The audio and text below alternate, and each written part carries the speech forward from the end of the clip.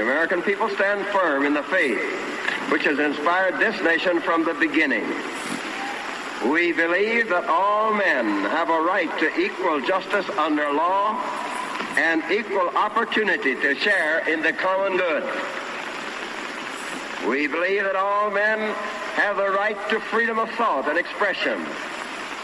We believe that all men are created equal because they are created in the image of God.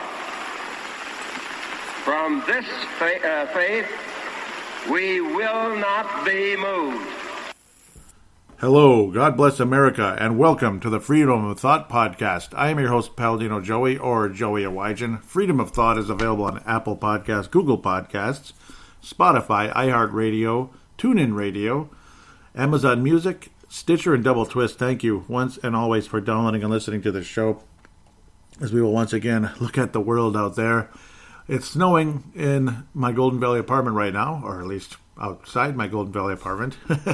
It's cold enough to have nice ice rinks and all that. Of course, they still haven't provided nets for some reason, which is unusual.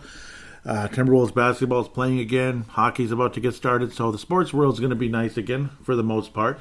They're not as political as they were before, except on NFL helmets, I guess, and the national anthems and all that. So there's a little bit of frustrations there.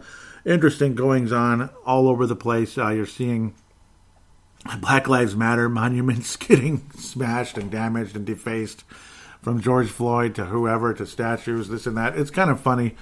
Sculpture, should I say. It's just kind of funny. It's kind of like they're getting, they're having to take what they dished out. I mean, they've done enough damage everywhere, tearing down one thing after another. We've talked about it a million times. A million shows have talked about it. Everybody from Robert E. Lee to Ulysses Grant to Abraham Lincoln to George frickin' Washington. I mean, it's just like it doesn't matter anymore. I think they even defaced Martin Luther King, if I remember correctly. Martin Luther King monument, which is like, okay. And that's the BLM Antifa crowd. So, okay, I guess that's interesting. Interesting that they would do that, maybe. The reason why they did that is I have no bleeping idea. I can't answer that question. It's beyond me. What's real interesting, though, when you look out there in the real world and such is, well, I mean, we're still waiting now. We're still waiting with the whole Trump thing. Every person that prophesies this and that keeps saying the same thing. Not exactly the same thing, but seems to be steadfast in believing Donald Trump will be the president for, 2 terms, not 1 term. They've been steadfast on it. Everything to date keeps going Biden's way, this and that Supreme Court nonsense, where apparently the cowardly John Roberts was afraid to go forward with that lawsuit, which would have gotten things really moving in the right direction, and because he was afraid of the possibility of riots throughout the country. Are you going to be responsible for it, or blah, blah, blah. Supposedly he was screaming this and that at the other judges. And Clarence Thomas says, this is against the Constitution, John, this and that. John Roberts is nothing more than just a shill for the New World Order, as far as I'm concerned. He might as well be a Democrat. I don't know. Supposedly he was a conservative approved by Bush years ago. Obviously, George W. Bush. And is Bush a conservative? Yeah, not really. He's a rhino at best, George W. Bush. In fact, he's as New World Order as they come. Unfortunately, his dad was even worse. So I don't know where to go with that one. Very other interesting things to talk about are, this was reported a couple weeks back, and I wanted to talk about it on this show, and I hadn't been. And, this and that. I'd get into other things like Christmas versus Happy Holidays, this and that, and other things. But generally, the story that the Alex Jones show reported was quite fascinating in terms of that Joe Biden wanted to have a cyber inauguration ceremony. So basically just kind of like a Zoom, basically, which is kind of tacky, but I guess that's the way it is because, oh my God, beware the coronavirus. Beware the coronavirus. We have to wear masks 24 hours a day. Damn it. You have to wear masks while eating, masks while doing things with your spouse. Yeah, that kind of stuff. It makes perfect sense. Especially, and out playing 5-on-5 basketball, too. You got to wear a mask. Yeah, I feel like I'm going to have a heart attack just going upstairs sometimes wearing masks at my job. Honestly, because, well, for one, it's not the smallest flight of stairs, though I will keep using them. Screw the elevator. I need the exercise. But wearing a mask, constantly for 8 hours and up a day is not a healthy thing. It's not healthy. It's not healthy, and we'll continue with that. But no, what I really wanted to get to, most importantly, was that they're still building the inauguration stand in the same place where they always do. They're still getting things prepared for everything there. They're putting it all together like when Barack Obama was I'm not going to call him the president because I refuse to call Barack Obama president. I refuse. I know that might sound bad to some people, but I'm going to keep saying that. The fake 44, whatever the heck he was, hated him. I think everybody listening wasn't a fan. We'll just go there. Obviously, Donald Trump's last inauguration was in the same place, and supposedly, well, not supposedly, it is fact, it is going up, which is like, interesting, isn't it? It kind of reminds me of like when Minneapolis had a skyway going to an invisible place. It was invisible, and I'm thinking, this was like circa about 2002, 2003. The Minnesota Twins' new stadium was built in 2007, or was approved in 2007. They started building it that year. Target Field, that is. At the time, we didn't call it Target Field because we didn't know what it was going to be yet. But it was like a skyway to nowhere about 4 years before that. And it's like, something's up. And the fact that Joe Biden wants to have a cyber inauguration ceremony, yet they're still building the stand and everything ready to go. They're still building it all up, the whole podium and everything. They're building that whole grandstand up and all that. For who? For which president? Interesting, isn't it? It's very interesting. It's kind of like God is talking to people, and here we go. So that's how I'm taking it. You can take it however you do. You might just think, well, it's just going to be Joe Biden anyway, woohoo. And it might be. And I'll be on the air probably more and more frequently, commenting on the crap he says and the crap he does and the crap that Kamala Harris says and the crap that she does as well. Another thing that she hasn't done, though, which is, I think, extremely important, which has been brought up on other shows like Truth to Ponder, this and that. It's been brought up, and not everybody knows this. Not everybody thinks about this. But what the heck? Kamala Harris still has not resigned from her Senate spot in California. She's not resigned yet. Now, if she was super confident, hey, I'm elected, I'm going to be the vice president and maybe even the president very soon because Joe Biden is what he is. He's a walking, a walking whatever he is. He's about to lose it, God willing. No, not God willing. But he's about to lose it, and he's probably not going to be the president for very long. And Kamala Harris's chances of taking over are pretty high. So if she was so confident she was going to be in office, why hasn't she resigned from her Senate seat yet? That's very strange, isn't it? And the fact that they haven't really talked a whole lot. Sure, they talk this and that, and they do this and that in their office of president-elect, which was made up out of thin air this year for some reason. Can't imagine what reason that would be.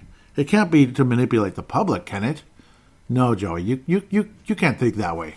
You can't think about manipulating the public. Come on, what are you, the most negative person on earth, the Mr. Conspiracy Theory? You think everything the news says is fake? Most of it. And you notice how they don't report anything that's really going on behind the scenes with, Trump and his lawyers and this and that, how things are happening. And unfortunately we're still waiting. We're still waiting, this and that. Some of his lawyers behind the scenes have been not helpful, but the ones that really are pushing forward have been very helpful. They're the ones that are working nonstop.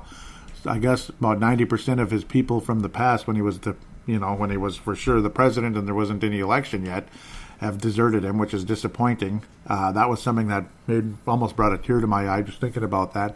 But I guess his presidency's basically been slowed the entire time by a bunch of weak, crappy lawyers around him that are saying, no, we can't do that, this and that.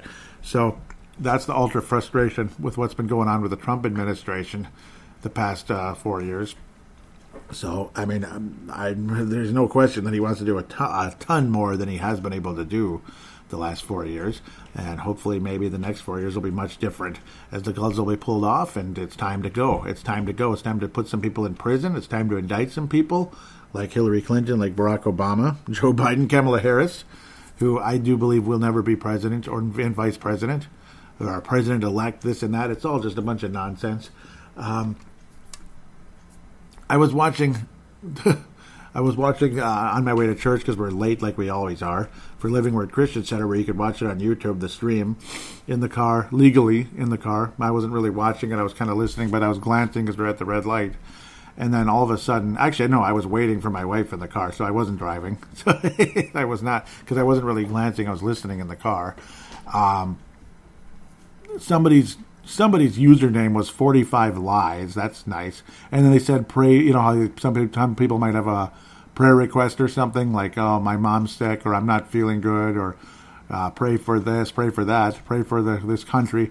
They said pray for President-elect Biden. I just wanted to scream when I saw that. It drove me absolutely insane. Too many people out there that still believe this to a point of like it's absolute fact and he's president-elect and blah, blah, blah. It's driving me insane. But the good news is it's not over. It ain't over till it's over. Go ahead and tell me the fat lady is singing and the fat lady already sang a long time ago. Go ahead and keep saying it. It's not over. Thank God. January 6th is a big day that we're all waiting for. We're just literally sitting on our hands praying to God at this point. And I guess a lot of people are showing up to Washington, D.C. that day that are on our side. That will get things going. And, of course, will hopefully help stop any type of crazy evil rallies by the Antifas and the BLMs of the world. And just crazy Democrats, which basically are Antifa and BLM anyway. They basically are. Even if they're not official members of those groups, which are George Soros run. Thank you very much. But that's kind of where we stand right now politically, just kind of hoping and praying for the best. It's coming down to Vice President Pence approving this and that, and eventually, eventually it could come down to each single state has a vote, which would be Donald Trump in a landslide, like 30-20, that type of thing. Because obviously, when you look at the maps throughout the country, what's red, what's blue, it's red almost everywhere except for the super populated areas like the Los Angeleses, Nevada, Minneapolis, no kidding. Yeah, but yeah, I mean, just on a county basis, there's so many counties that are red and not blue. But unfortunately, obviously, the big cities where people are more easily manipulated, the media is like right there on top of them. That's more likely to be Democrat 99% of the time. They're just going to go that direction. Like Hennepin County, the odds of Hennepin County being Republican are like 1 in a billion, and it drives me crazy. That's why evil people like Ilhan Omar could be a dictator for this state and ultimately on a higher position later on if miracles can't stop this nonsense from continuing. People like, people like Attorney General Keith Ellison shutting down restaurants for daring to be open, bars and restaurants for daring to be open, and filing lawsuits against them. I mean, you just read that stuff and you just want to smash the guy. It's so evil. It's just a pure dictatorship with people like that. He's a dictator. He's evil. Just imagine him with more power. Just imagine Ilhan Omar like in a really high position, like a governor. Could you imagine what that would be like? And it's not about their religion or their race. It's their policies. It's 100% their policies. It's pure evil. It's nasty. And, oh, Lord. You just hope and pray somehow, some way these people can finally be voted out, or they literally get, caught in something illegal, which they've been doing forever, basically, but actually get caught, like the ballot stuffing, this and that, and get thrown in jail or just get disqualified and booted out, basically. That's what we need the most when it comes to people like that.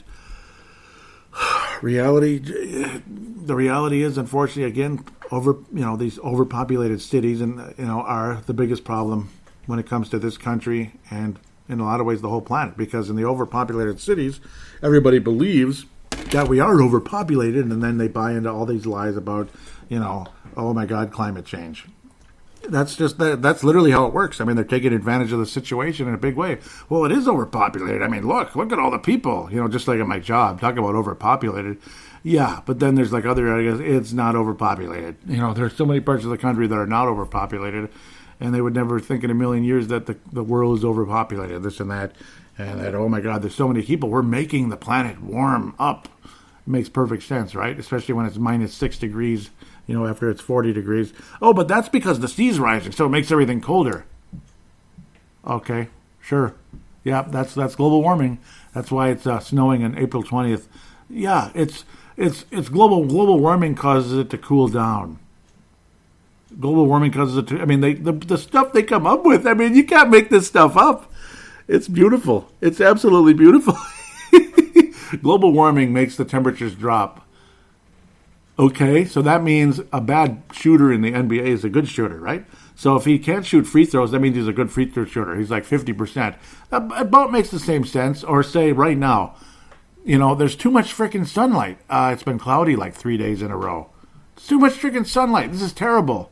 I mean, see, the lack of sunlight is, the amount of too much sunlight is causing the clouds to form. So now there's no sunlight because there's too much sunlight. That's about the logic of these people.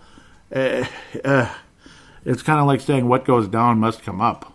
I mean, no, lad. I'm afraid it's the other way around. Yeah, that's an inside joke from DuckTales. That was hilarious, actually. One of the funniest parts ever. Donald Duck and Scrooge McDuck there. No, lad, I'm afraid it's the other way around. That's the logic. That's liberal logic for you. And once again, I'm all over the place. I need to be more structured, this and that. But the ability to get on the air sometimes is tough, which is unfortunate. I get on the air to do this one because I need nobody in this apartment because, for my own personal reasons. It just is what it is. It's easier to concentrate and have a conversation about this type of thing while doing a podcast, of course. So for all of you right now, I mean, I hope you have a happy New Year. I hope you had a Merry Christmas. I hope you kept saying Merry Christmas and not Happy Holidays, hopefully. Or if you want to just say Merry Christmas and Happy Holidays, okay, fine. You can do that. It is what it is. I've always thought New Year's was overrated. Always thought it's overrated because, well, here's the thing. January 31st to the January 1st, you still have the same job, you still drive the same car, you still live in the same house or apartment, you're still married to the same person, you still have the same friends, and you still have the same enemies. You still have the same this, you still have the same that. It's not automatically like, oh boy, clean slate, here we go. I understand there is some of that. You have a clean slate about certain things, and hopefully this next year is better than the last. Hopefully there's less bullcrap with coronavirus. Hopefully the Minnesota Wild keep heading in the right direction. Hopefully hopefully you get a better job. Hopefully you get a better raise. Hopefully you find more favor in the workplace. Hopefully you get a better relationship with your Lord and Savior. All of the above. And you get in better shape as well. You lose some weight, this and that. You have a new focus. The point is consistency. That's when it really is a new year and a new thing. And that can happen 365. You don't need New Year's for that when it comes to anything. The new job, the getting in better shape, this and that. And of course, like I learned this Sunday about, again, and it's like a reminder more than anything. Don't overdo it. Don't overdo it at the beginning or you're going to quit. You're going to quit if you overdo it. If you go way too hard one way to the other. Gradual steps. And it actually makes improvement, believe it or not, even though it feels like absolutely nothing is happening the first month or so. Gradual things lead to big things. They do. When it comes to like losing weight, like I need to do, like everybody needs to do, it seems like.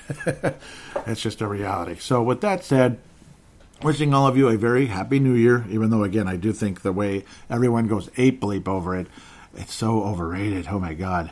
So in a way, it's kind of a relief that there won't be crowds everywhere this time around. It's just going to be like 11:59. Okay, it's midnight. Wahoo, bada bing, bada boom. It's 2021, and let's go Minnesota Wild, Timberwolves, Vikings. Oh, God. Twins. Yeah, Twins. Okay, sure. We'll see. We'll see if they actually figure out how to play in the playoffs again. It's been about 30 years since they were really actually good in the postseason. So it's a long time ago. About 30 years. In fact, this will be the 30-year anniversary of the 91 World Series. Isn't that great? Going into the next season, the 91 season, this and that. There we go, talking about sports again, but that's what happens when I've been doing sports podcasts for the last 12 years. 12 and a half years, doggone it.